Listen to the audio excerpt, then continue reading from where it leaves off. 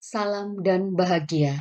Saya Ika Susanti Yuniarsih dari SMK Negeri 2 Sampit ingin menyampaikan tahapan-tahapan dalam Bagja.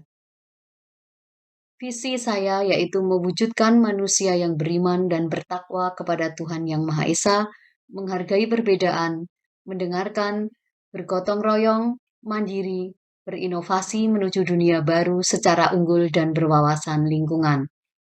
Saya akan menyampaikan prakarsa perubahan yang saya buat dengan menggunakan tahapan Bagja. Prakarsa perubahan yang saya ambil yaitu tentang budaya positif peduli lingkungan sekolah dengan mengolah sampah dan limbah di lingkungan sekolah. Pada tahapan yang pertama yaitu buat pertanyaan utama. Pertanyaan yang pertama yaitu apa yang saya lakukan apabila melihat sampah menumpuk di lingkungan sekolah. Kemudian pertanyaan selanjutnya, bagaimana membiasakan murid untuk peduli dengan masalah sampah? Tindakan penyelidikan yang perlu dilakukan yaitu yang pertama, saya mengajak murid untuk mencari solusi dengan mengidentifikasi jenis-jenis sampah yang ada di sekolah melalui pembelajaran IPAS berbasis proyek. Kemudian, mengajak murid membuang sampah pada tempatnya sesuai jenis sampahnya. Yang selanjutnya mendiskusikan dengan teman guru lain mengenai masalah sampah ini.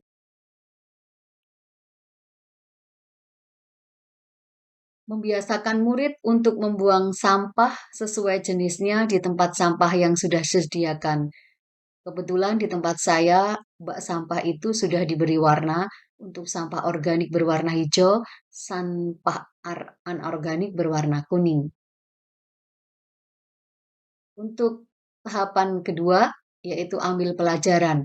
Pada pertanyaan tahapan ini, yaitu untuk menemukan kekuatan atau aset atau potensi atau peluang lewat kegiatan penyelidikan. Maka saya membuat pertanyaan, tindakan apa yang bisa saya lakukan untuk mengatasi masalah sampah di lingkungan sekolah? Pertanyaan yang kedua, bagaimana langkah awal untuk mewujudkan kegiatan penanganan sampah? Adapun tindakan-tindakan penyelidikan yang perlu dilakukan yaitu yang pertama, mencari informasi tentang pengelolaan sampah organik dan anorganik melalui internet atau studi ke sekolah lain. Jadi ini bisa kita lakukan seperti studi banding, boleh sekolah lain yang di luar Kalimantan Tengah ataupun juga di sekitar Kalimantan Tengah yang mungkin sudah lebih pengalaman dalam pengelolaan sampah ini. Kemudian mengkomunikasikan dengan bagian sarana dan prasarana serta bagian kesehatan lingkungan di sekolah dan kepala sekolah. Selanjutnya mengajak rekan guru sesama guru IPAS untuk menyusun kegiatan yang akan dilakukan untuk mengatasi masalah sampah yang diintegrasikan dengan muatan kurikulum IPAS. Kebetulan di sini saya mengampu mata pelajaran IPAS. Langkah yang ketiga yaitu gali mimpi. Diharapkan jawaban dari pertanyaan-pertanyaan pada tahap ini dapat digunakan untuk menyusun narasi kolektif.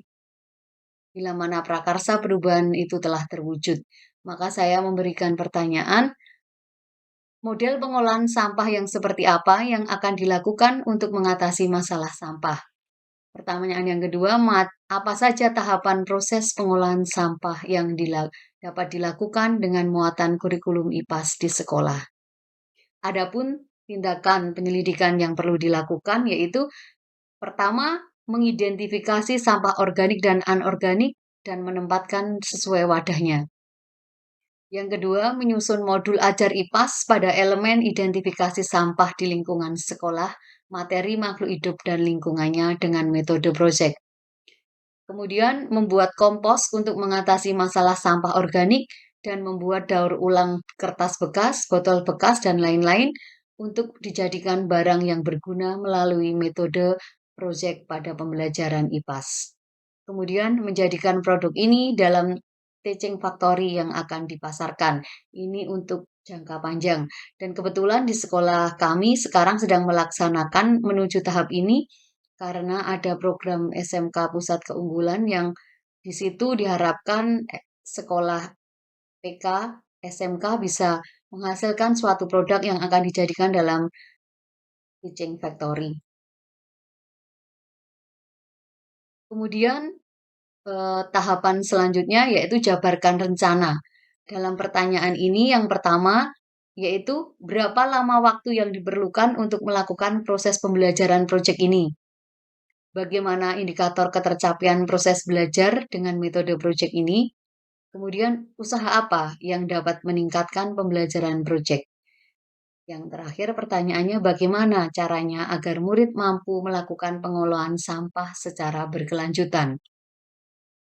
Langkah yang pertama, waktu pembelajaran harus kita rencanakan dengan perhitungan sudah kami hitung bersama-sama sekitar 1,5 bulan untuk pembelajaran makhluk hidup dan lingkungannya. Kemudian selanjutnya pembelajaran dikatakan mencapai tujuan jika produk kompos maupun daur ulang kertas benar-benar jadi dan ada produknya sesuai dengan kriteria-kriteria yang sudah dibuat. Baik dari prosesnya maupun hasilnya ada kita membuat rubriknya. Kemudian yang ketiga, murid mampu mempresentasikan hasil kerjanya. Setelah mereka bekerja menghasilkan produk, maka mereka mempresentasikan cara kerja begitu sampai pada hasilnya. Kemudian memenuhi kriteria ketuntasan belajar. Yang terakhir, membiasakan murid hidup bersih dan tertib tentang masalah sampah secara kontinu, tidak hanya saat pembelajaran IPA saja. Mungkin dengan saat pembelajaran lain ini juga bisa diintegrasikan.